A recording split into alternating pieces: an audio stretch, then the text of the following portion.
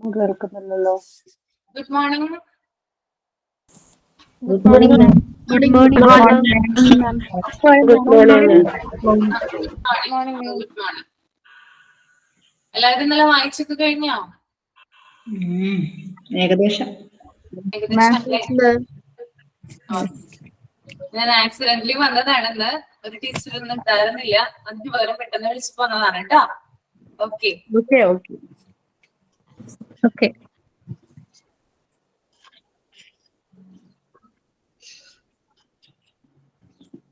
അപ്പൊ നമ്മൾ ഇന്നലെ ട്രഡീഷണൽ ഹെൽത്ത് കെയർ സിസ്റ്റം ഒക്കെ കംപ്ലീറ്റ് ചെയ്തിട്ടുണ്ടായിരുന്നു.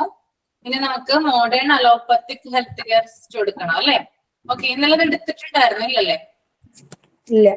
ഇല്ല, എടുത്തിട്ടുണ്ടായിരുന്നില്ല. അപ്പൊ ഞാൻ പറയുന്ന ആള് ഇതൊന്ന് വായിക്കണം, ബാക്കി എല്ലാവരും മ്യൂട്ട് ചെയ്ത് വെക്കണം. ഓക്കെ. വായിക്കുന്ന ആളൊന്ന് എക്സ്പ്ലെയിൻ ചെയ്യുകയും കൂടി ചെയ്യണം. അത് കഴിഞ്ഞിട്ട് ഞാൻ പറഞ്ഞുതരാം. റെഡിയല്ലേ? റെഡിയാണോ? ഓക്കെ. ഓക്കെ. അപ്പൊ പ്രണീത നന്ദകുമാറേ ഒന്ന് വായിച്ച മോളെ. ഇത് ഇവിടം വരെ വായിക്കണം. 3rd ഫേസ് വരെ വായിക്കണം കേട്ടോ. ഓക്കെ. സ്റ്റാർട്ട് ചെയ്തോളൂ. The modern healthcare system in India includes a public sector, private sector, and an informal network of care providers. Modern healthcare system include ചെയ്യുന്നത് പബ്ലിക് സെക്ടറും ഉണ്ട്, പ്രൈവറ്റ് സെക്ടറും ഉണ്ട്, പിന്നെ informal network of care provider, അതായത് care provide ചെയ്യുന്ന എല്ലാ തരത്തിലുള്ള ആൾക്കാരും അതിൽ ഇൻക്ലൂഡഡ് ആണ്. India's health system can be categorized into 3 distinct phases. First one, in the initial phase of 1947 to 1983. Health policy was thought to be based on two board principle. First principle, none should be denied healthcare because of the lack of pay. ഒരു പേയ്മെന്റിന്റെ ലാക്ക് കൊണ്ടിട്ട് ആർക്കും health care കിട്ടാതെ പോകരുത്. പിന്നെ second one, it was the moral duty of the state to provide health care to the people. This phase saw moderate achievements. Moral duty of the state to provide health care to the people. അതായത് ഒരു സ്റ്റേറ്റിലെ പീപ്പിൾസിന്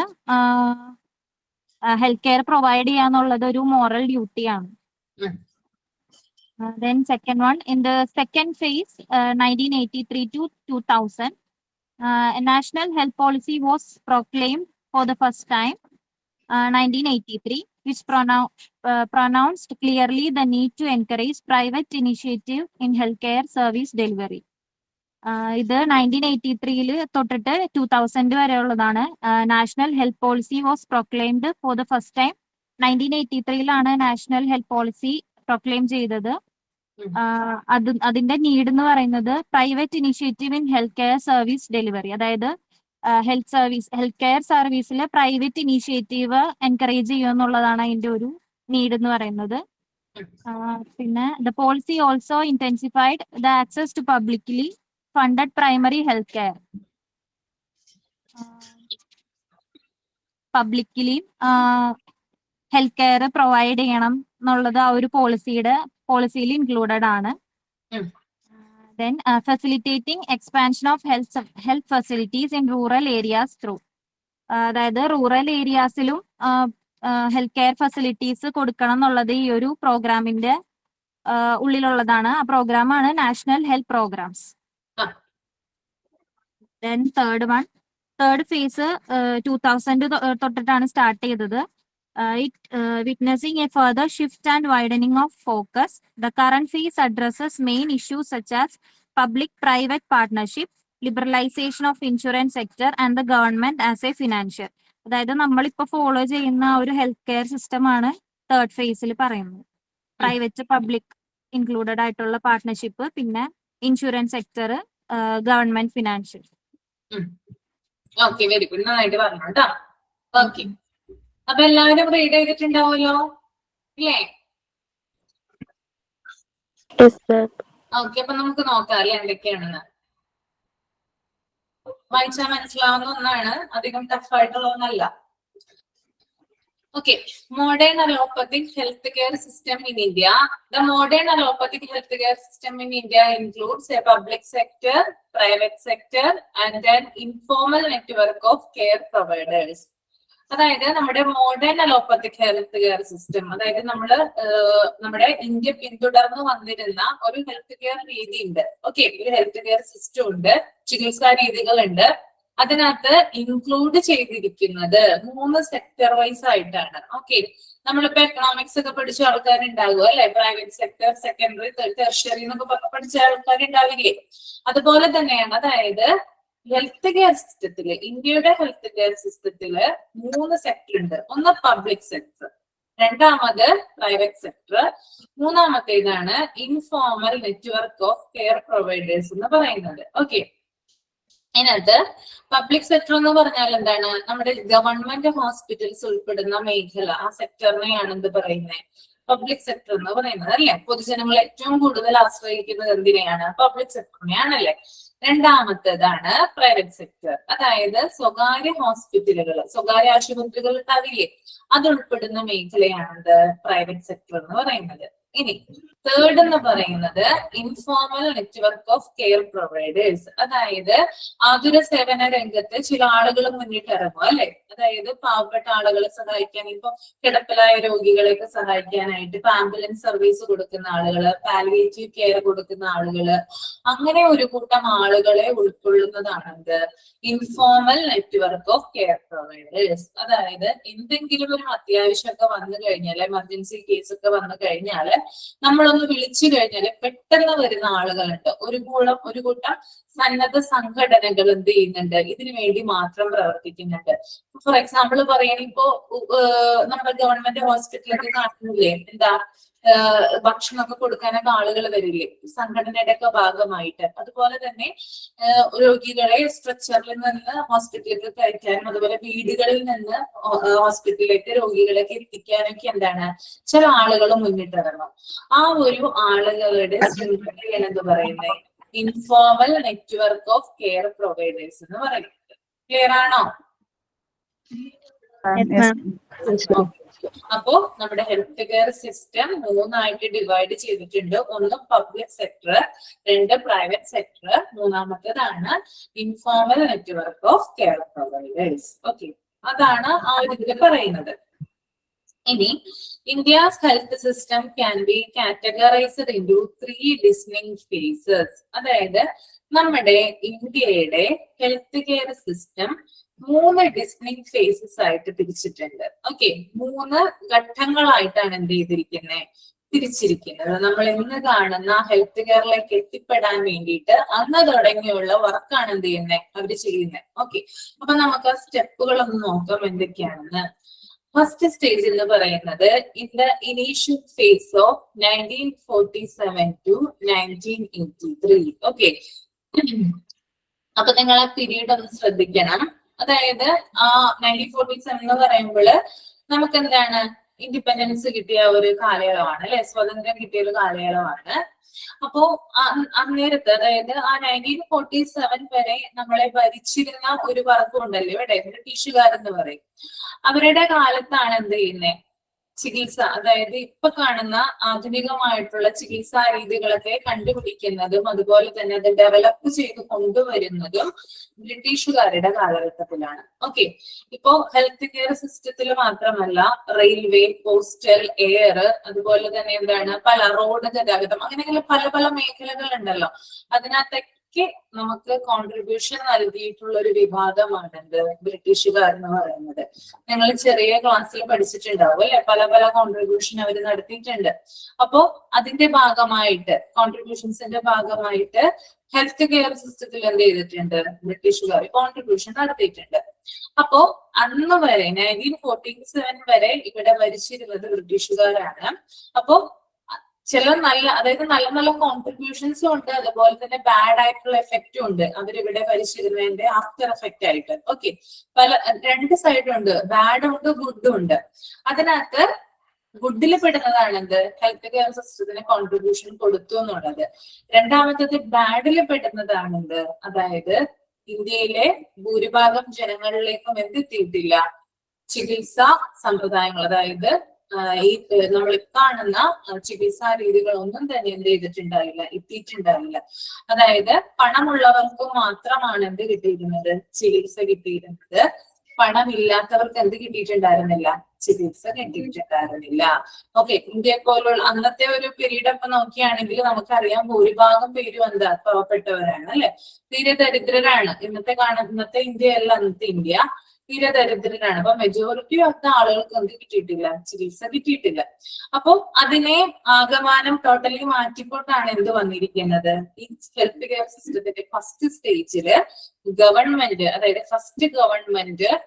first സർക്കാർ charge എടുത്തപ്പോൾ ആദ്യം കൊണ്ടുവന്ന ആരോഗ്യ രംഗത്ത്, means health രംഗത്ത് ആദ്യം കൊണ്ടുവന്ന ഒരു പോളിസിയാണ് ഇവിടെ ആദ്യം ഞാൻ പറയാൻ പോകുന്നത്.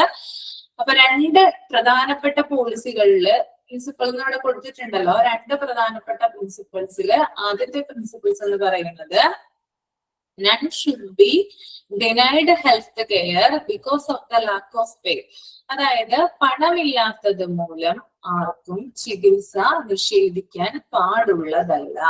ഓക്കെ, അതായത് ഇപ്പൊ പാവപ്പെട്ടവനെ അവന് പണം ഉണ്ടാവില്ലല്ലോ ചിലപ്പോ. ഓക്കെ, അപ്പൊ അതുമൂലം എന്ത് ചെയ്യാൻ പാടില്ല, ആൾക്ക് എന്ത് ചെയ്യാൻ പാടില്ല, ചികിത്സ നിഷേധിക്കാനായിട്ട് പാടുള്ളതല്ല എന്ന് 1947 to 1983 വരെയുള്ള പീരീഡിൽ ആര് പ്രഖ്യാപിച്ചു, ഗവൺമെന്റ്. ഓക്കെ, എല്ലാവർക്കും എന്ത് കൊടുക്കണം, നമ്മള് പണം നോക്കാതെ എന്ത് കൊടുക്കണം, ചികിത്സ കൊടുക്കേണ്ടത് അത്യാവശ്യമാണെന്ന് ഗവൺമെന്റ് തന്നെ എന്താണ് പറയുകയുണ്ടായി. ഇനി രണ്ടാമത്തേത്, it was the moral duty of the state to provide health care to the people. This phase of moderate achievements. അതായത് സ്റ്റേറ്റിന്റെ ഡ്യൂട്ടി ആണെന്ത്, ആളുകൾക്ക്, ജനങ്ങൾക്ക് ഹെൽത്ത് കെയർ പ്രൊവൈഡ് ചെയ്യാന്നുള്ളത്. സ്റ്റേറ്റിന്റെ ഒരു പ്രാഥമികമായിട്ടുള്ള ധർമ്മമാണെന്ത്, ഹെൽത്ത് കെയർ കൊടുക്കുക. അതെന്തായാലും എന്ത് ചെയ്തിരിക്കണം, സ്റ്റേറ്റ് കൊടുത്തിരിക്കണം. അവരുടെ കടമയാണെന്ത്, ജനങ്ങൾക്ക് ഹെൽത്ത് കെയർ, ചികിത്സ കൊടുക്കുക എന്നുള്ളത്. ഓക്കെ, അങ്ങനെയും പ്രഖ്യാപിച്ചതെന്നാണ് ഈ ഒരു സ്റ്റേജിലാണ്, 1947 തുടങ്ങി 1983 വരെയാണ്. അപ്പൊ നമുക്കറിയാമല്ലോ, കുഞ്ഞുങ്ങൾക്ക് 6 വയസ്സ് മുതൽ 14 വയസ്സ് വരെ ഫ്രീ ആയിട്ടും കമ്പൽസറിയുമായിട്ടുള്ള എഡ്യൂക്കേഷൻ ആണ് ഗവൺമെന്റ് കൊടുക്കുന്നത്. അതുപോലെ തന്നെയാണ് അന്നത്തെ കാലത്ത് ഇത് കൊണ്ടുവന്നത്. അതായത് ചികിത്സ എന്നത് സ്റ്റേറ്റിന്റെ മോറൽ ഡ്യൂട്ടി ആണെന്ന് സ്റ്റേറ്റ് പ്രഖ്യാപിച്ചു. അപ്പോ ഫസ്റ്റ് വൺ എന്ന് പറയുന്നത്, അതായത് പണമില്ലാത്തത് മൂലം ആർക്കും ചികിത്സ നിഷേധിക്കാൻ പാടില്ല. രണ്ടാമത്തേതെന്ന് പറയുന്നത് സ്റ്റേറ്റിന്റെ മോറൽ ഡ്യൂട്ടിയാണ് ആളുകൾക്ക് ചികിത്സ കൊടുക്കുക എന്നുള്ളത്. ഈ കാലത്താണ് ചെറിയ ചെറിയ നേട്ടങ്ങൾ ഹെൽത്ത് കെയർ സിസ്റ്റത്തിൽ ഉണ്ടായത്. ഓക്കെ, ഈ രണ്ട് പ്രധാന പോയിന്റ്സും ആണ് ആ ഒരു പീരീഡില് പഠിക്കാനായിട്ടുള്ളത്. ക്ലിയർ ആണോ? ഓക്കെ,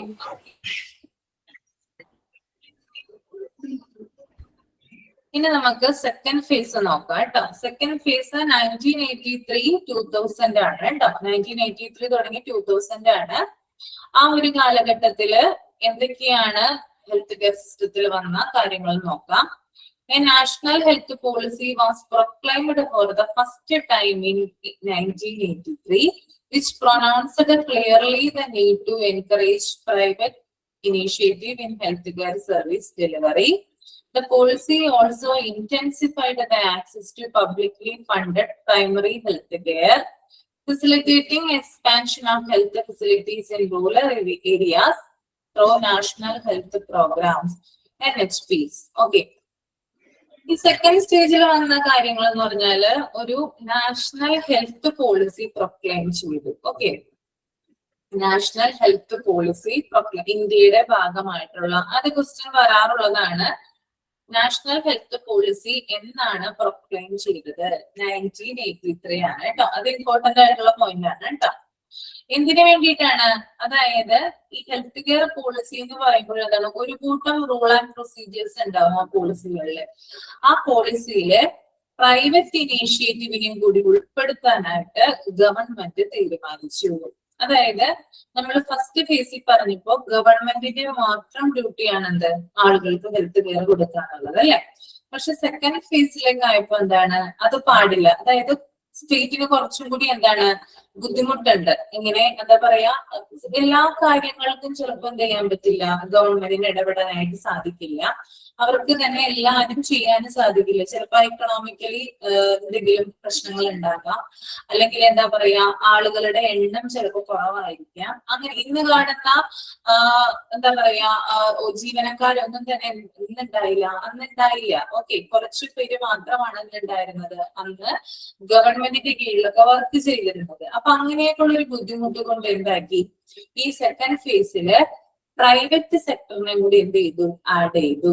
ഓക്കെ, പ്രൈവറ്റ് സെക്ടറിനെയും കൂടി, അതായത് സ്വകാര്യ വ്യക്തികളെയും കൂടി ആഡ് ചെയ്ത് കഴിയുമ്പോഴെന്താണ്, അവരുടെ നേതൃത്വത്തിൽ എന്ത് ചെയ്യും, ഹെൽത്ത് കെയർ കുറച്ചും കൂടി സ്മൂത്ത് ആയിട്ട് പ്രവർത്തിക്കും അല്ലെ. അവരെ കൂടി ഏറ്റെടുക്കുമ്പോൾ ഗവൺമെന്റിന് എന്ത് ചെയ്യാൻ പറ്റില്ല, അതായത് കുറച്ചും കൂടി എന്താ പറയാ, അവിടെ കുറച്ച് പണി അവിടെ കുറയും അല്ലെ, അവരും കൂടി വരുമ്പോൾ. അപ്പൊ ഈ പ്രൈവറ്റ് ആയിട്ടുള്ള ആളുകളെയും കൂടി എന്ത് ചെയ്തു, ഹെൽത്ത് കെയർ സർവീസിലോട്ട് ഉൾപ്പെടുത്തി. ഓക്കെ, അപ്പൊ ആളുകൾക്ക്, അതായത് പൊതുജനങ്ങൾക്ക് കൂടുതലായിട്ട് ഹെൽത്ത് കെയർ പ്രൊവൈഡ് ചെയ്യാൻ വേണ്ടിയിട്ടാണ് ഇങ്ങനെയൊരു പദ്ധതി തന്നെ ആര് ചെയ്തത്, ഗവൺമെന്റ് കൊണ്ടുവന്നത്. ഓക്കെ, ഇനി അതുപോലെ തന്നെ നാഷണൽ ഹെൽത്ത് പ്രോഗ്രാം NHPs എന്ത് ചെയ്തു, റൂറൽ ഏരിയാസില് എക്സ്പാൻഡ് ചെയ്തു. അതിന്റെ പ്രധാനപ്പെട്ട കാരണം എന്ന് പറയുന്നത്, ഇന്ത്യ എന്ന് പറയുന്നത് ഒരു എന്താ പറയാ ധാരാളം കുഗ്രാമങ്ങളുള്ള ഒരു രാജ്യമാണ് അല്ലെ. നമ്മുടെ ഭയങ്കരമായിട്ട് ഇപ്പൊ അമേരിക്ക, കാനഡ അങ്ങനെയുള്ള രാജ്യങ്ങളെ പോലെയല്ല ഒരിക്കലും ഇന്ത്യ. അതായത് ഇന്ത്യ എന്ന് പറയുന്നത് ഡെവലപ്പിംഗ് കൺട്രിയാണ്. എന്നിരുന്നാലും എന്താണ്, ആളുകൾക്ക് എത്തിപ്പെടാത്ത ധാരാളം കുഗ്രാമങ്ങളുണ്ട്, ചെറിയ ചെറിയ ഗ്രാമങ്ങളുണ്ട് ഇന്ത്യയില്. അപ്പൊ അവിടെയുള്ള ജനങ്ങൾ എന്ന് പറയുന്നത് എന്താണ്, ചിലർക്കൊന്നും എന്താണ്, അതായത് നഗരപ്രദേശം, റൂറൽ അർബൻ ഏരിയാസിൽ എത്തിയിട്ട് ചിലപ്പോൾ ചികിത്സ അവർക്ക് എന്താ പറയുക, ചികിത്സ കിട്ടണമെന്നില്ല. അതായത് ട്രാൻസ്പോർട്ടേഷന്റെ പ്രശ്നം ഉണ്ടാവാം, അല്ലെങ്കിൽ പണത്തിന്റെ പ്രശ്നമാകാം, അല്ലെങ്കിൽ എന്തെങ്കിലും ആയിക്കോട്ടെ, അവർക്ക് എന്താണ് നിലവണ്ണം എന്ത് ചെയ്യണമെന്നില്ല, ചികിത്സ കിട്ടണമെന്നില്ല. അപ്പൊ അങ്ങനെയുള്ള ഒരു പ്രശ്നങ്ങളൊക്കെ വന്നു തുടങ്ങിയപ്പോൾ ഈ റൂറൽ ഏരിയാസിൽ, ഗ്രാമപ്രദേശങ്ങളിലെ ജനങ്ങൾക്ക് ചികിത്സ ലഭിക്കാൻ വേണ്ടിയിട്ട് ഗവൺമെന്റ് എന്ത് ചെയ്തു, നാഷണൽ ഹെൽത്ത് പ്രോഗ്രാംസ് ആരംഭിച്ചു. അതിലൂടെ ക്യാമ്പയിനുകൾ ഉണ്ടാവാനായിട്ട് തുടങ്ങി. അതായത് പല പല ക്യാമ്പുകൾ എന്ത് ചെയ്തു, ഗ്രാമപ്രദേശങ്ങളിൽ ഉണ്ടാവാനായിട്ട് തുടങ്ങി. ഡോക്ടേഴ്സ്, നഴ്സുമാരടങ്ങിയ സംഘങ്ങളൊക്കെ എന്ത് ചെയ്തു, ഗ്രാമപ്രദേശങ്ങളിലേക്ക് പോയി അവിടെയുള്ള ജനങ്ങൾ എന്ത് ചെയ്തു, ചികിത്സിക്കാനായിട്ട് തുടങ്ങി. അവർക്ക് വേണ്ട വിധത്തിലുള്ള ഡയഗ്നോസിസ്, രോഗനിർണയം, അതുപോലെ തന്നെ ട്രീറ്റ്മെന്റും കാര്യങ്ങളൊക്കെ എന്താണ് നിർദ്ദേശിക്കാനായിട്ട് തുടങ്ങി.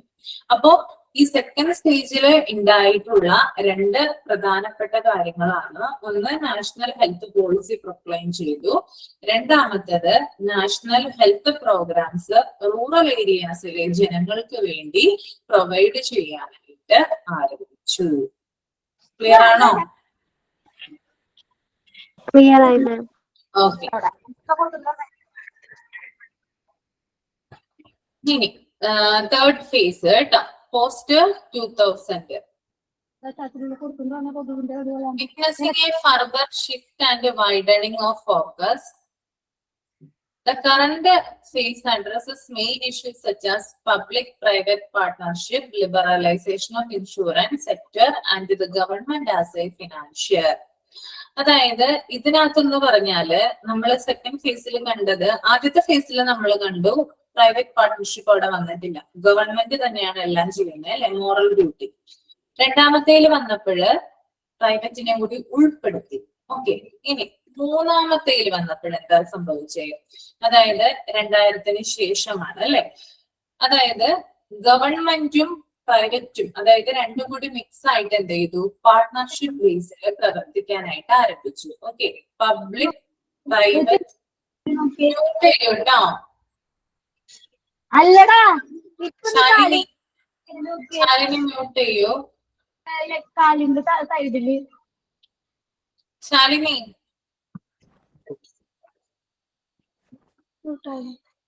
മ്യൂട്ട് ചെയ്യട്ടോ, മ്യൂട്ട് ചെയ്യോ?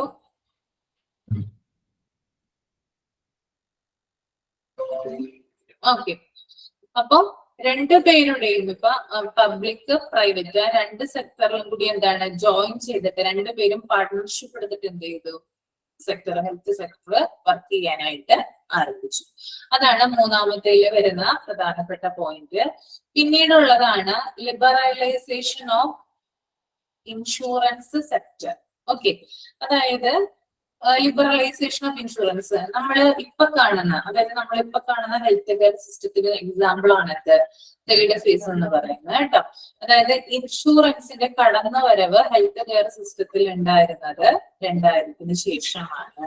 ഓക്കെ, ഇൻഷുറൻസ് നമ്മള് ഇപ്പൊ കാണുന്ന എന്താ പറയാ RSBY കാർഡ്, ആയുഷ്, അങ്ങനെയുള്ള കാര്യങ്ങളൊക്കെ ഉണ്ടല്ലോ. ആയുഷ് നമ്മുടെ ഓരോ പറയാ ഗവൺമെന്റ് ജനങ്ങൾക്ക് വേണ്ടി കൊടുക്കുന്ന പല സേവനങ്ങളുണ്ട്. ഇപ്പൊ നമ്മൾ ഏറ്റവും കൂടുതൽ ഉപയോഗിക്കുന്നത് RSBY ആണെന്ന് തോന്നുന്നു. പാവപ്പെട്ടവരാണെങ്കിൽ ഇത്ര രൂപ എന്ത് ചെയ്യുന്നുണ്ട് ഗവൺമെന്റ് നമുക്ക് വേണ്ടി ഒരു കൊല്ലത്തേക്ക് തരുന്നുണ്ട്. അതനുസരിച്ച് നമുക്ക് എന്ത് ചെയ്യാം, ചികിത്സ എടുക്കാം അല്ലെ.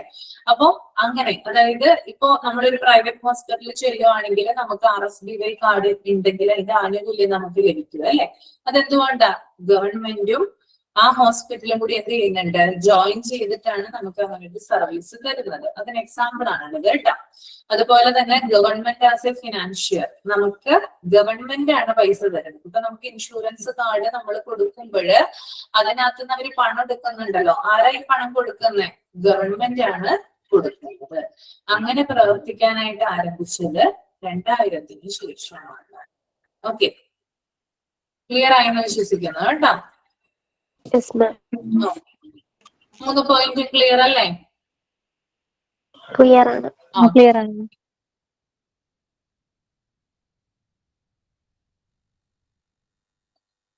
ഓക്കെ, ജൂബി വർഗീസേ ഉണ്ടോ? Jubi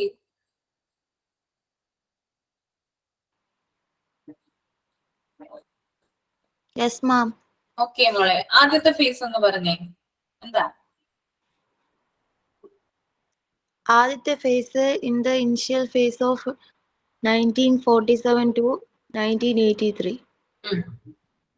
Health policy was thought to be based on two broad principles.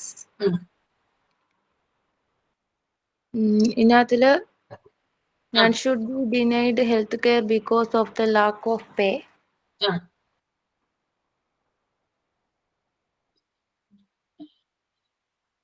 മനസ്സിലായില്ലേ? എന്താ പറയട്ടെ? മനസ്സിലായി. എന്താ പറയുന്നേ അവിടെ? ഇതിനകത്തില് പേ ചെയ്യാനാണ് ഹെൽത്ത് കെയർ.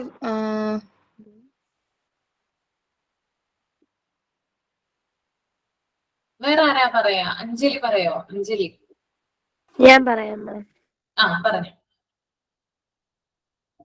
ഇത് പറയുന്നത് ഈ ഫേസ് കൊണ്ടുവന്നത് ബ്രിട്ടീഷുകാരാണ്. ബ്രിട്ടീഷുകാർ കൊണ്ടുവന്ന സമയത്താണെങ്കിൽ നല്ലതും മോശവുമായിട്ടുള്ള കാര്യങ്ങൾ കൊണ്ടുവന്നിട്ടുണ്ട്. അവര് കൊണ്ടുവന്ന നല്ല കാര്യമാണ് ഹെൽത്ത് കെയർ. പക്ഷെ അവര് കൊണ്ടുവന്ന മോശ കാര്യം എന്ന് പറഞ്ഞു കഴിഞ്ഞാൽ പണം മേടിക്കുന്നവർക്ക് മാത്രം ചികിത്സ കൊടുക്കുന്ന ഒരു സമ്പ്രദായം അവർ കൊണ്ടുവന്നു. അതിനെതിരെ ഗവൺമെന്റ് ഉണ്ടാക്കിയ 2 ഇതാണ്. None should be denied health care because of the lack of പേ. എല്ലാവർക്കും പണമില്ലാതെ ചികിത്സ കൊടുത്ത ഒരു സമ്പ്രദായം ഗവൺമെന്റ് കൊണ്ടുവന്നു. പിന്നെ കൊണ്ടുവന്നതാണ്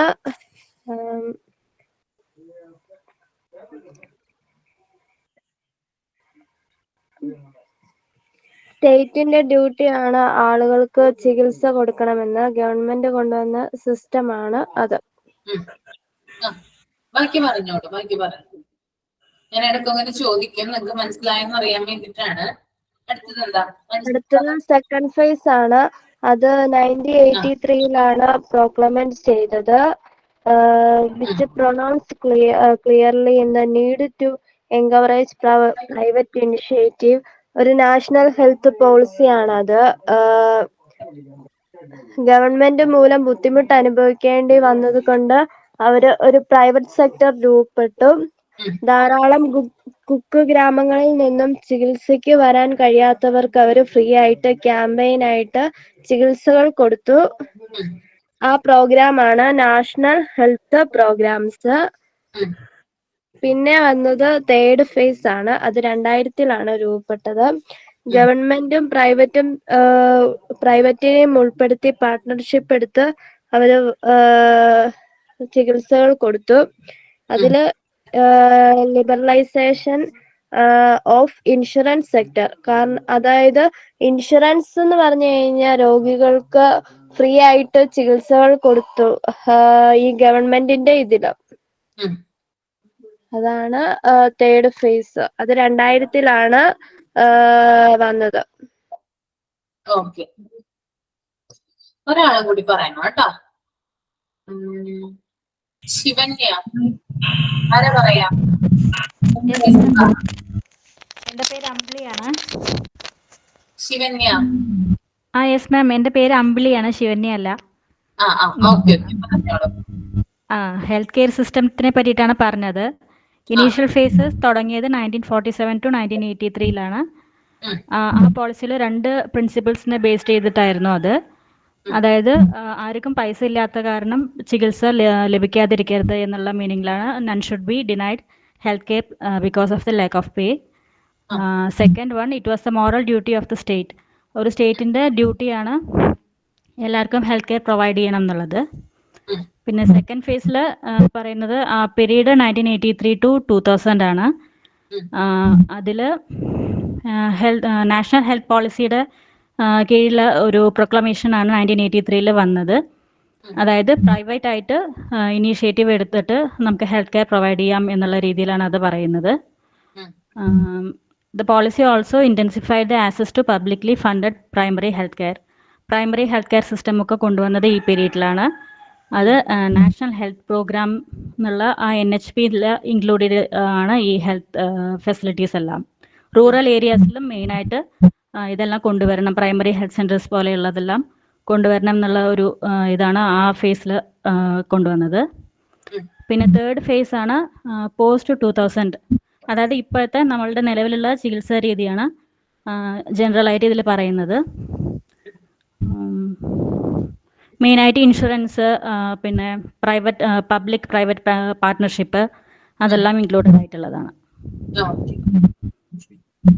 ഞാൻ പറയുന്നതൊക്കെ നിങ്ങൾ നോട്ട് ചെയ്യുന്നുണ്ടോ? ലെക്ചർ നോട്ടായിട്ട് എഴുതിയിട്ടുണ്ടോ? ഞാൻ എഴുതിയിട്ടുണ്ട്. ഓക്കെ, അപ്പൊ നമുക്ക് അടുത്തതിലോട്ട് പോകാം. അടുത്ത ഒരാള് വായിക്കാം. സബ്സെന്റ് ആരെ വായിക്കാം?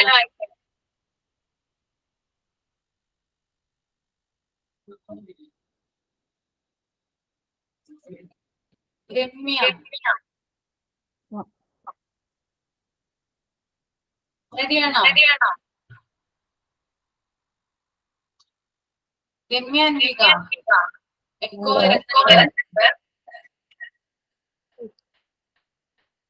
Hello ma'am. സ്റ്റാർട്ട് ചെയ്തോ.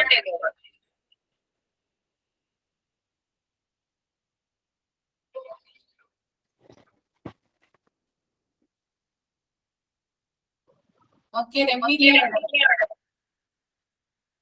The health care infrastructure echo in rural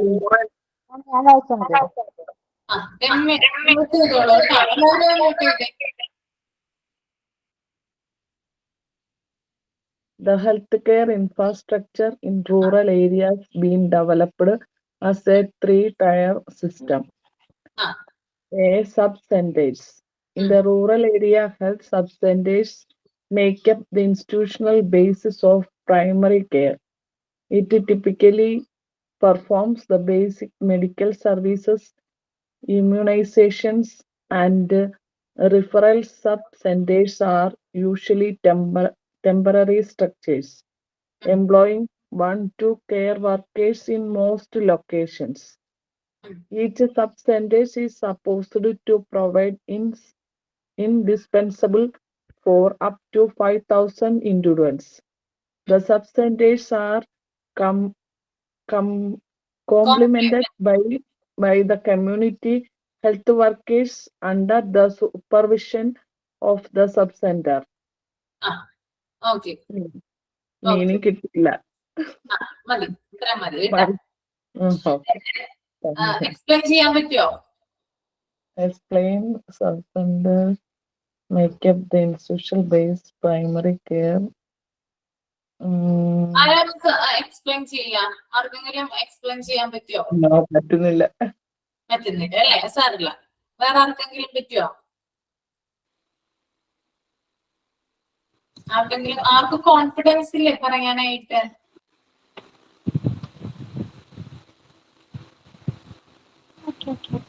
അമൃതയാണോ? Okay നോക്കാം. ആ ഓക്കെ നോക്കിക്കോ. അത് റൂറൽ ഏരിയാസുകളിൽ നമുക്ക് വായിച്ചിട്ട് പറയാം.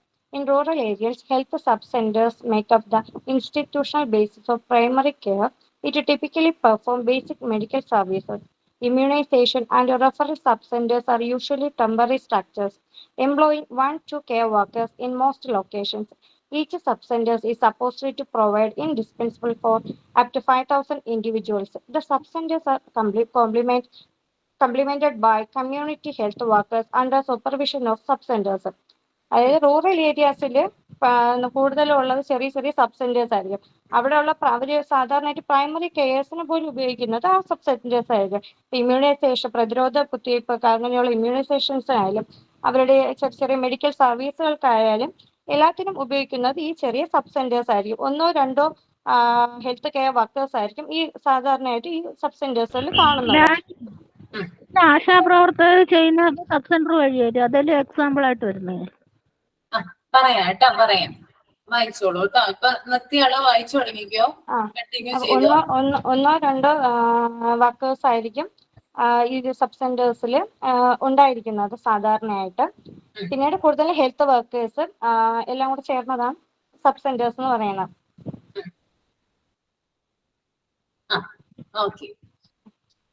ഓക്കെ പറഞ്ഞിട്ടുണ്ട്, ഒരുവിധം കാര്യങ്ങളൊക്കെ പറഞ്ഞിട്ടുണ്ട് കേട്ടോ. അപ്പൊ സബ് സെന്റർ എന്ന് പറഞ്ഞാൽ എന്താ കേട്ടിട്ടുണ്ടോ നിങ്ങള്? ഹെൽത്ത് സെന്ററുകളാണ്. ഓക്കെ. അതായത് നമ്മുടെ ഇനി എല്ലാവരും മ്യൂട്ട് ചെയ്തോളൂ, ഞാൻ പറഞ്ഞുതരാം. The healthcare infrastructure in rural areas been developed as a 3-tier system. നമ്മുടെ ഒരു ഹെൽത്ത് കെയർ ഇൻഫ്രാസ്ട്രക്ചർ, അതിന്റെ ഒരു രൂപഘടന ഉണ്ടല്ലോ, അത് 3 ടയർ, അതായത് 3 ഇതായിട്ടാണ്, 3ആയിട്ട് തിരിച്ചിട്ടുണ്ട് അതിനെ, നമ്മുടെ ഹെൽത്ത് കെയർ സിസ്റ്റത്തിനെ. ഓക്കെ, അതും റൂറൽ ഏരിയാസിലാണ് പറയുന്നത് കേട്ടോ. അപ്പൊ എന്തൊക്കെയാണെന്ന് നോക്കാം. അതിനകത്ത് ഫസ്റ്റ് വരുന്നതാണ് സബ് സെന്റർ എന്ന് പറയുന്നത്. സബ് സെന്റർ എന്ന് പറയുന്നത് ഹെൽത്ത് സെന്റേഴ്സിനെയാണ്. നമ്മുടെ ഹെൽത്ത് എന്ന് പറയില്ലേ, നിങ്ങളിപ്പോ നിങ്ങളുടെ വാർഡിൽ എന്തുണ്ടാവും, നിങ്ങളുടെ ഗ്രാമത്തില് ഹെൽത്ത് സെന്ററുകൾ ഉണ്ടാവും അല്ലെ. ഇപ്പോ എന്തെങ്കിലും ഇപ്പോ പ്രഗ്നന്റ് ആയിട്ടിരിക്കുന്ന സമയത്തൊക്കെ ഹെൽത്തിലെ ആളുകൾ വന്നിട്ടാണ് നമുക്ക് എന്ത് ചെയ്യുന്നത്, നമ്മളോട് കുത്തിവയ്പ്പും കാര്യങ്ങളൊക്കെ എടുക്കാനായിട്ട് പറയുന്നത് അല്ലെ. അതുപോലെ തന്നെ കുഞ്ഞുങ്ങൾക്ക് എന്തെങ്കിലും ഇപ്പോ ജനിച്ച കുഞ്ഞുങ്ങളൊക്കെ ആണെങ്കിൽ, ബർത്ത് കഴിഞ്ഞ കുഞ്ഞുങ്ങളൊക്കെ ആണെങ്കിൽ അവർക്ക് വേണ്ടിയിട്ടുള്ള കാര്യങ്ങളൊക്കെ അപ്പം നമ്മളെ അറിയിക്കുന്നത് ഹെൽത്തിലെ ചേച്ചി വഴിയായിരിക്കും അല്ലെ. നമ്മളെ ഹെൽത്തിലെ ചേച്ചി എന്നാണ് വിളിക്കുക, അല്ലെങ്കിൽ സിസ്റ്റർ എന്നൊക്കെ വിളിക്കാറുണ്ട്. അപ്പോ അങ്ങനെയുള്ള ആളുകൾ വർക്ക് ചെയ്യുന്ന ഒരു മേഖലയാണ് എന്ത് പറയുന്നത്, സബ് സെന്റർ അഥവാ ഹെൽത്ത് സെന്റർ എന്ന് പറയുന്നത്. അപ്പൊ നമുക്ക് നോക്കാം എന്തൊക്കെയാണ് ആ സബ് സെന്ററിൽ കൊടുക്കുന്ന സർവീസുകൾ എന്തൊക്കെയാണെന്ന് നോക്കാം. അപ്പോ ആദ്യമേ തന്നെ പറഞ്ഞു, റൂറൽ ഏരിയാസിലാണ് എന്തുള്ളത്, സബ് സെന്റർ കൂടുതലായിട്ട് പ്രവർത്തിക്കുന്നത്. ഇവിടെ നമുക്ക് നൽകുന്ന അല്ലെങ്കിൽ നമുക്ക് കിട്ടുന്ന ഒരു സർവീസ് എന്ന് പറയുന്നത് പ്രൈമറി കെയർ ആണ്. അതായത് കുറച്ച് കാര്യങ്ങൾ, പ്രൈമറി ആയിട്ടുള്ള കെയർ സർവീസ് മാത്രമാണ് നമുക്ക് സബ് സെന്റർ നമുക്ക് തരുന്നത്. ഓക്കെ, പിന്നെ ചില മെഡിക്കൽ സർവീസസുകൾ ഇവർ തരുന്നത് എന്തൊക്കെയാണെന്ന് ഇവിടെ പറഞ്ഞിട്ടുണ്ട്. ഇമ്മ്യൂണൈസേഷൻ പറഞ്ഞിട്ടുണ്ട്, അതായത് കുത്തിവയ്പ്പുകൾ അല്ലെ. ഇപ്പൊ ഞാൻ പറഞ്ഞു, ഇപ്പൊ ഗർഭിണിയായിരിക്കുന്ന സമയത്ത് അല്ലെങ്കിൽ കുഞ്ഞുണ്ടായതിനു ശേഷം കുഞ്ഞിന് ചില കുത്തിവയ്പ്പുകൾ എടുക്കാനൊക്കെ വേണ്ടിയിട്ട് നമ്മളെ ഹെൽത്തിൽ പോകാറുണ്ട് അല്ലെ. അപ്പോ ഇമ്മ്യൂണൈസേഷൻ അവർ തരുന്ന പ്രധാനപ്പെട്ട സർവീസുകളിൽ ഒന്നാണ്. പിന്നീട് ഇവിടെ പറയുന്നത് സബ് സെന്റർ എന്ന് പറയുന്നത് ടെമ്പററി സ്ട്രക്ചർ ആണ്. നമ്മുടെ സാധാ ഹോസ്പിറ്റൽ പോലെയല്ല. ആഴ്ചയില് 1-2 ദിവസം മാത്രമാണ് എന്ത് പ്രവർത്തിക്കുന്നുണ്ടാവുക, ഹെൽത്ത് സെന്റർ പ്രവർത്തിക്കുന്നുണ്ടാവുക. ചിലപ്പോ വെനസ്ഡേ അല്ലെങ്കിൽ ഫ്രൈഡേ അല്ലെങ്കിൽ ചിലപ്പോ മൺഡേ, അങ്ങനെ ദിവസങ്ങൾ ഉണ്ടാകും ഓരോരോ സബ് സെന്ററിനും. ആ ഒരു സമയത്താണ് അവിടെ ഡോക്ടർ ഉണ്ടായിരിക്കുക, അല്ലെങ്കിൽ മറ്റ് കെയർ വർക്കേഴ്സ് ഒക്കെ അവിടെ ഉണ്ടായിരിക്കുക.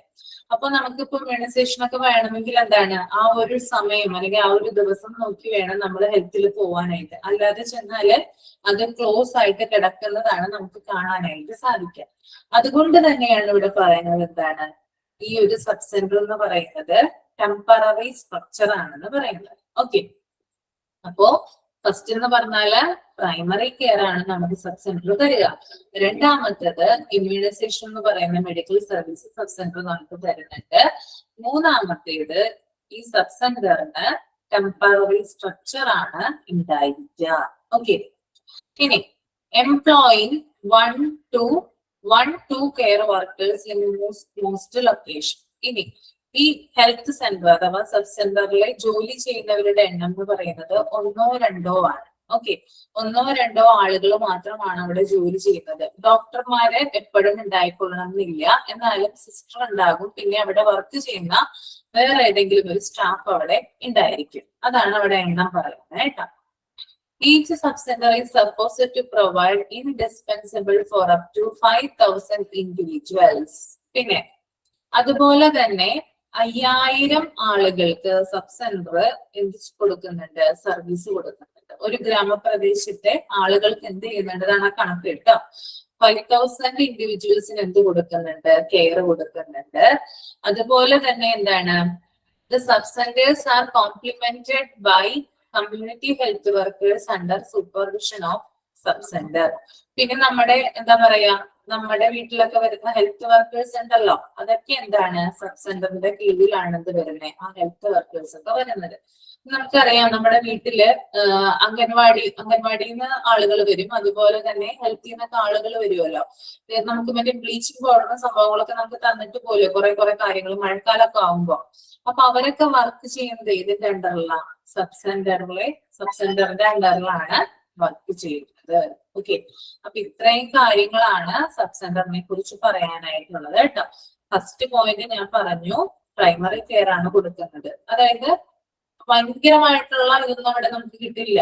ഇമ്മ്യൂണൈസേഷൻ പോലുള്ള കാര്യങ്ങൾ മാത്രമേ അവിടെ നമുക്ക് പ്രൊവൈഡ് ആയിട്ട് നമുക്ക് അവർ തരുള്ളൂ. രണ്ടാമത്തേതെന്ന് പറഞ്ഞാല് സബ് സെന്റർ എന്ന് പറയുന്നത് ടെമ്പററി സ്ട്രക്ചർ ആണ്. പിന്നെ 1 to കെയർ പ്രൊവൈഡേഴ്സ് ആണ് അവിടെ വർക്ക് ചെയ്യുന്നത്. പിന്നെ 5,000 ഇൻഡിവിജ്വൽസിന് അവിടെ സർവ് ചെയ്യുന്നുണ്ട്, സർവീസ് അവര് കൊടുക്കുന്നുണ്ട്. ഓക്കെ, അപ്പൊ നമുക്കൊന്ന് ഇനി ഷോർട്ട് ആക്കാം ഈ ഒരു സബ് സെന്ററിനെ. ക്ലിയർ ആണോ? ആരാ പറയാ, ഒരാൾ പറഞ്ഞു പോയിന്റ് ആയിട്ട് ചെറിയ ഷോർട്ട് ആയിട്ടുള്ള പോയിന്റ് വൈസ് ഒന്ന് പറഞ്ഞേ.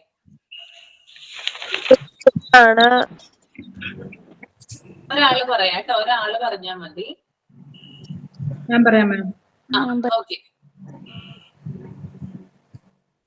പറഞ്ഞോ. വായിക്കണോ അതോ പോയിന്റുകൾ മാത്രം പറഞ്ഞാൽ മതി? പോയിന്റുകൾ മാത്രം പറഞ്ഞാൽ മതി സബ് സെന്ററിനെ കുറിച്ച്. സബ് സെന്റർ എന്ന് പറഞ്ഞാല് ഇതൊരു ഹെൽത്ത് സെന്റർ ആണ്. ഒരു ഹെൽത്ത് സെന്ററിനെയാണ് സബ് സെന്റർ എന്ന് പറയുന്നത്. രണ്ടാമത്തത് ഏരിയയിലാണ് ഇത് കൂടുതലായും പ്രവർത്തിക്കുന്നത്. ഫസ്റ്റ് പോയിന്റ് എന്ത് പറയും? പ്രൈമറി സർവീസ് ആണ് സബ് സെന്റർ വഴി ലഭിക്കുന്നത്. ഓക്കെ, അപ്പോ ഫസ്റ്റ് പോയിന്റ് എഴുതാം കേട്ടോ. It gives basic primary care. Okay, അതാണ് first point. It gives only primary. Ma'am ഒന്നും കൂടെ പറയാമോ? It gives basic primary care. അടിസ്ഥാനമായിട്ടുള്ള പ്രൈമറി കെയർ ആണ് ഇത് നൽകുന്നത് കേട്ടോ. സിമ്പിൾ അല്ലേ? നോട്ടിലാണോ മാം എഴുതണ്ടേ? എന്താ നോട്ടിലാണോ എഴുതണ്ടേ? നോട്ടിലൊന്ന് എഴുതിയാൽ മതി കേട്ടോ. നിങ്ങൾക്ക് ഈസി ആയിട്ട് പഠിക്കാൻ വേണ്ടിയിട്ടാണ് ഷോർട്ട് ആയിട്ട് പറയുന്നത്. മെമ്മറിയിൽ കൂടുതൽ നിൽക്കാൻ എപ്പോഴും സഹായിക്കുന്നത് പോയിന്റ് വൈസ് ആയിട്ടുള്ള നോട്ട്സ് ആണ് കേട്ടോ, എസ്സേ അല്ല. അതുകൊണ്ടാ പറയുന്നത്. മിസ്സിന്റെ പേരൊന്ന് പറയൂ. എന്റെ പേര് അശ്വതി. എന്റെ ക്ലാസ്സിൽ കയറിയിട്ടില്ലേ? ഇല്ല, കയറിയിട്ടില്ല. കയറിയിട്ടില്ല അല്ലേ? ബാക്കിയുള്ള നോട്ട്സോ? പറയാം. അപ്പൊ ആദ്യത്തെ പോയിന്റ് എഴുതിയില്ലേ? മാഡം ഇതിന് മുമ്പിലേ ഉള്ളതൊന്നും എഴുതിയില്ലല്ലോ. എക്സാമിന് നോട്ട്സ് മാത്രം ഇല്ല. ഇതാണ് ഫസ്റ്റ് പ്രയോറിറ്റി. നമ്മുടെ PDF അത് പഠിക്കണം. ഞാൻ നിങ്ങൾക്ക് ഷോർട്ട് ആയിട്ട് മനസ്സിലാവാൻ വേണ്ടിയിട്ടാണ് പറഞ്ഞു തരുന്നത്. അതല്ല മിസ് പറയുന്നത്, അവര് modern allopathic health care system India notes കിട്ടിയിട്ടില്ലാന്നാ പറയുന്നത്. അതിന്റെ ഒന്നും നോട്ട് വേണ്ട കേട്ടോ. ഇമ്പോർട്ടന്റ് ആയിട്ടുള്ളതിന്റെ ഞാൻ പറഞ്ഞു പോകും. ഓക്കെ. അപ്പൊ ആദ്യത്തെ പോയിന്റ് എഴുതിയില്ലേ? ഇനി രണ്ടാമത്തെ പോയിന്റ് എന്താ വരിക? Temporary structure. ടെമ്പററി സ്ട്രക്ചർ ആണ്. ഓക്കെ, ടെമ്പററി സ്ട്രക്ചർ ആണ്. മൂന്നാമത്തെ പോയിന്റ് എന്താ പറയാ? സ്റ്റാഫ് ഉണ്ടാവും. Care workers. 1 to 2 employees. Communication. 1 to care. Employing 1 to care workers.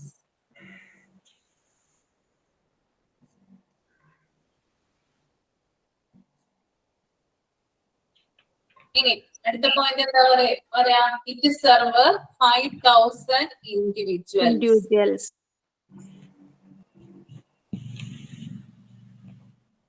Okay, അത്ര മതി കേട്ടോ. അതാണ്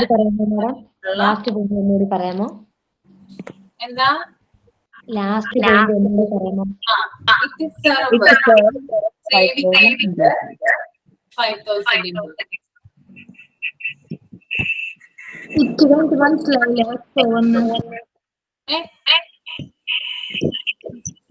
സെർവ് സേവിക്കുക. ക്ലിയർ ആയില്ല. ഞാനൊരു കാര്യം ചെയ്യാം.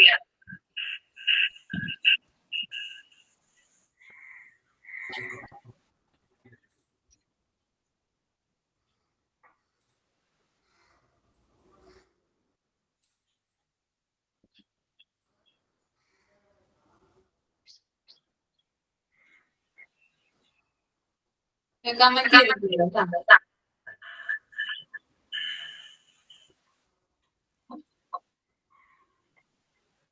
ഓക്കെ,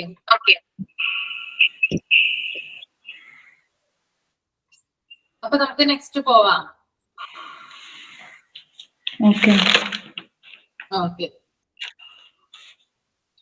ആരെ വായിക്കാം?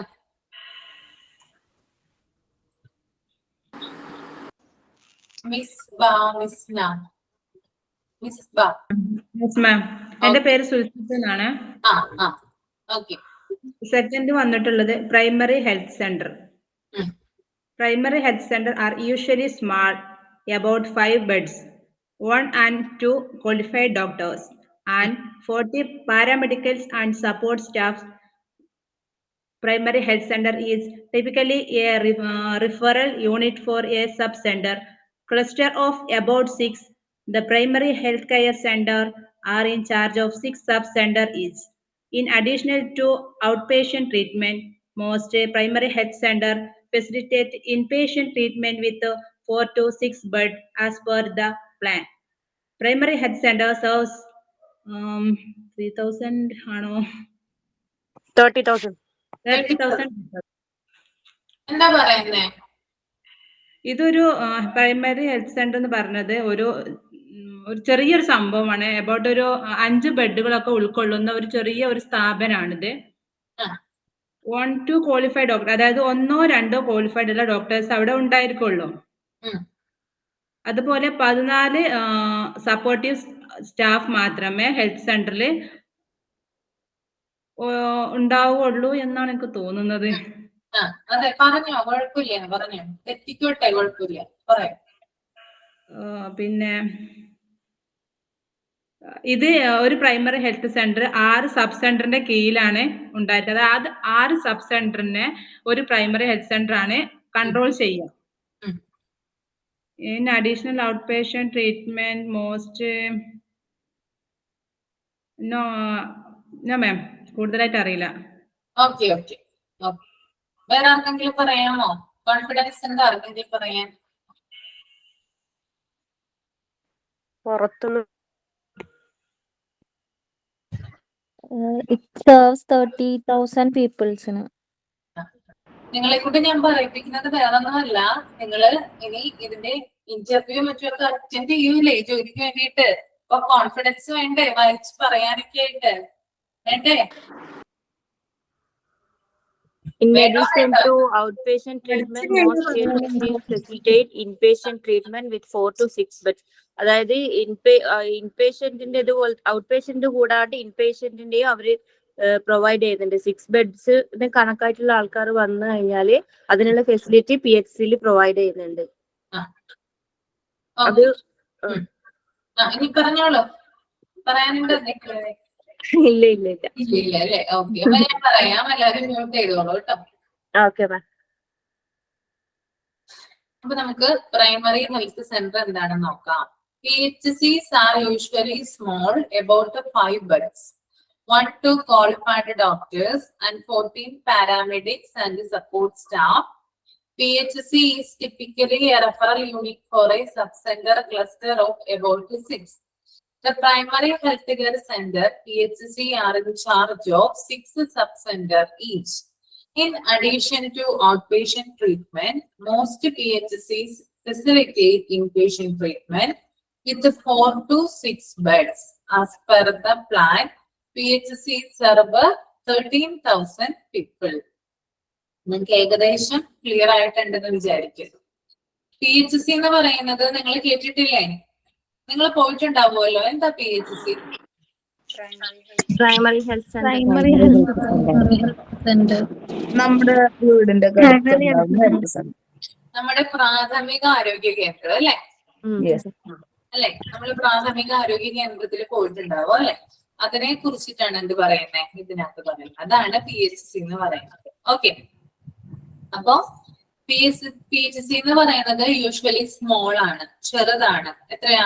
5 ബെഡ്സ് വരെ ഉള്ളതിനെയാണ് നമ്മൾ എന്ത് പറയാ? PHC എന്ന് പറയാം. 5 കിടക്കകൾ വരെയുള്ള ഹോസ്പിറ്റലുകളെയാണ് നമ്മൾ PHC എന്ന് സാധാരണയായിട്ട് പറയുക കേട്ടോ. ഇമ്പോർട്ടന്റ് ആണ് കേട്ടോ അത്. 5 കിടക്കകൾ, 5 ബെഡ്സ്. ഓക്കെ.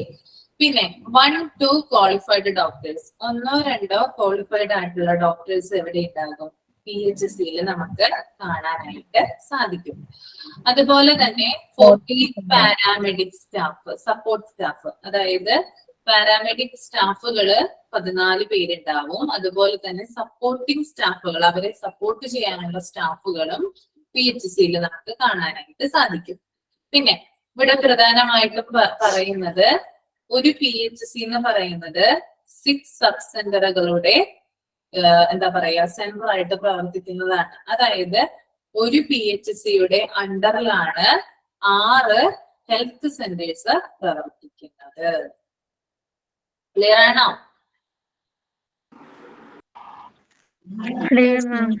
ഒരു PHCയുടെ അണ്ടറിലാണ് 6 സബ് സെന്ററുകൾ പ്രവർത്തിക്കുക. അതുപോലെ തന്നെ ഇവിടെ നമുക്ക് ബേസിക് ആയിട്ട്, അതായത് നമുക്ക് കിട്ടുന്ന സർവീസുകൾ എന്ന് പറഞ്ഞാല് ഔട്ട് പേഷ്യന്റ് ട്രീറ്റ്മെന്റ്, അതായത് പുറത്തുനിന്ന് വരുന്ന രോഗികൾക്കുള്ള ചികിത്സ നമുക്ക് PHCയില് അവര് കൊടുക്കും. ഓക്കെ. അതായത് നമ്മൾ എന്തെങ്കിലും ഒരു രോഗമായിട്ട് ചെന്ന് കഴിഞ്ഞാൽ എന്താണ്, നമ്മൾ അവിടെ ഔട്ട് പേഷ്യന്റ് ആണ് അല്ലെ, പുറത്തുനിന്ന് വരുന്ന ഒരു രോഗിയാണ് നമ്മൾ ഔട്ട് പേഷ്യന്റ് എന്ന് പറയാം. ഇനി അവിടെ കിടത്തി ചികിത്സയിലുള്ള പേഷ്യന്റിനെയാണ് നമ്മൾ ഇൻ പേഷ്യന്റ് എന്ന് പറയാം. അതൊക്കെ നമ്മൾ വഴിയെ പഠിക്കും. ചാപ്റ്ററുകളുണ്ട് ഇൻപേഷ്യന്റ് എന്നൊക്കെ പറഞ്ഞിട്ട്, നിങ്ങള് വഴിയെ പഠിച്ചോളൂ. അപ്പോ ഔട്ട് പേഷ്യന്റ് എന്ന് പറയുന്നത് പുറത്തു നിന്ന് വരുന്ന രോഗികളെയാണ് നമ്മൾ പറയാം. ഓക്കെ. അപ്പൊ ഔട്ട് പേഷ്യന്റിന് ആവശ്യമായിട്ടുള്ള ട്രീറ്റ്മെന്റ് കൊടുക്കുന്ന ഹോസ്പിറ്റലാണ് PHC എന്ന് പറയുന്നത്. ഇനി അതുപോലെ തന്നെ PHC ഇൻപേഷ്യന്റ് ട്രീറ്റ്മെന്റ് കൊടുക്കുന്നുണ്ട്. ഒരു രോഗവുമായിട്ട് വന്നാല് അവിടെ ആ രോഗിയെ കിടത്തി ചികിത്സിക്കാനുള്ള സൗകര്യവും ആര് ചെയ്തു കൊടുക്കുന്നുണ്ട്? ഈ ഒരു PHC കൊടുക്കുന്നുണ്ട്. അതാണ് ഇൻപേഷ്യന്റ് ട്രീറ്റ്മെന്റ് എന്ന് പറയുന്നത് കേട്ടോ. അപ്പൊ 2 തരമുണ്ട് പേഷ്യൻസ്. ഒന്ന് ഇൻപേഷ്യന്റ് ഉണ്ട്, 2 ഔട്ട് പേഷ്യന്റ് ഉണ്ട്. ഔട്ട് പേഷ്യന്റ് എന്ന് പറഞ്ഞാല് പുറത്തു നിന്ന് വരുന്ന രോഗികളാണ്. ഇൻപേഷ്യന്റ് അതായത് നമ്മൾ ഒരു രോഗവുമായിട്ട് ചെന്നു, അവിടെ ചെന്ന് രജിസ്റ്റർ ചെയ്തു, ഡോക്ടറെ കണ്ടു, മരുന്ന് മേടിച്ചു, നമ്മൾ തിരിച്ചു പോകും. ഇതാണ് ഔട്ട് പേഷ്യന്റ്. ഇൻപേഷ്യന്റ് എന്ന് പറഞ്ഞാല് നമ്മളെ ഡോക്ടർ കാണുന്നു, ഡോക്ടർ പറയുന്നു കുറച്ച് ദിവസം ഇവിടെ കിടക്കണം എന്ന് പറയുന്നു. അപ്പൊ നമ്മൾ ആരായി? ഇൻപേഷ്യന്റ് ആയി. അപ്പൊ ഈ രണ്ട് തരത്തിലുമുള്ള ട്രീറ്റ്മെന്റ് ആര് കൊടുക്കുന്നുണ്ട്? PHC പ്രൊവൈഡ് ചെയ്യുന്നുണ്ട്. അതുപോലെ തന്നെ PHC 13,000 പീപ്പിളിന് സെർവ് ചെയ്യുന്നുണ്ട്. 30,000 ആളുകൾക്കാണ് ഒരു PHC സർവീസ് കൊടുക്കുന്നത്. ക്ലിയർ അല്ലേ? Clear ആണോ? 30,000 ആളുകൾക്ക്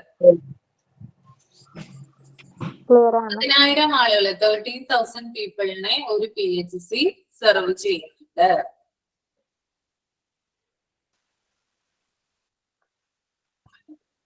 ഓക്കെ, അപ്പൊ നമുക്ക് ഇതിന്റെ പോയിന്റ്സ് എഴുതണ്ടേ? ഓക്കെ, ഫസ്റ്റ് പോയിന്റ് എന്താ വരിക? 5 beds. ആ, എങ്ങനെയാ വരിക എങ്ങനെ എഴുതണം നമ്മള്? PHC are usually Small. about the 5 beds. Okay, അത് കംപ്ലീറ്റ് ആയിട്ട് എഴുതാം കേട്ടോ.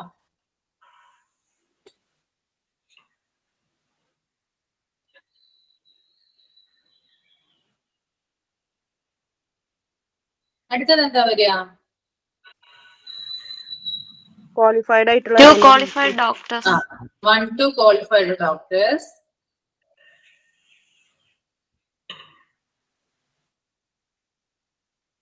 ഈ തേർഡ് പോയിന്റ് എന്താ വരിക? 14 paramedical and supportive staff. 14 paramedics and supportive staff. Okay.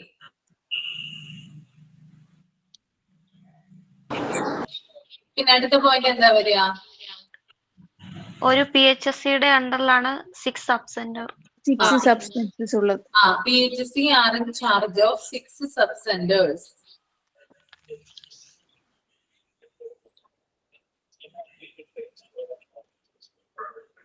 ഒന്നുകൂടി പറഞ്ഞു മാം. PHC are in charge of 6 sub-centers.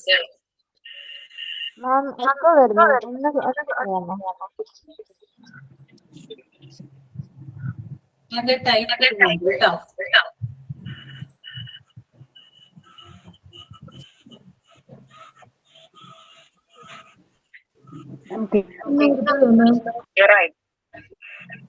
എല്ലാവരും കേട്ടോ? കമന്റ് ചെയ്തിട്ടുണ്ട്. ഓക്കെ,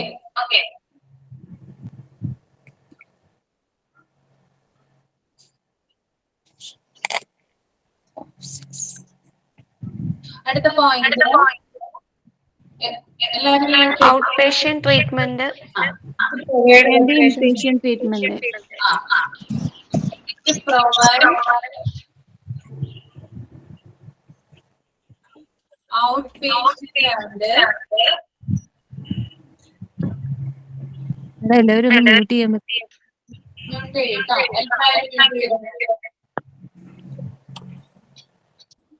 മാം ഒന്നുകൂടി പറയാമോ? ക്ലിയർ ആയില്ല. It provide outpatient and inpatient service.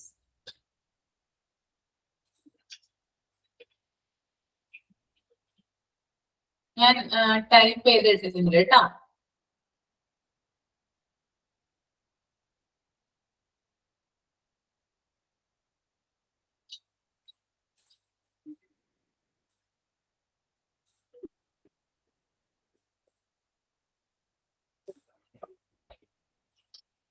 അടുത്ത point, it is serve 13,000 people. അതും ടൈപ്പ് ചെയ്തിട്ടുണ്ട്.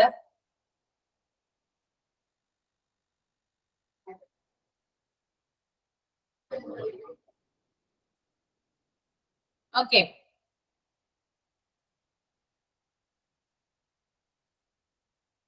അപ്പൊ എല്ലാവർക്കും ക്ലിയർ ആയിട്ട് വിചാരിക്കുന്നു. ഇന്ന് ഒന്നും കൂടി എന്ത് ചെയ്യാം, ഒരു പ്രാവശ്യം കൂടി ഇതൊക്കെ വായിക്കാം.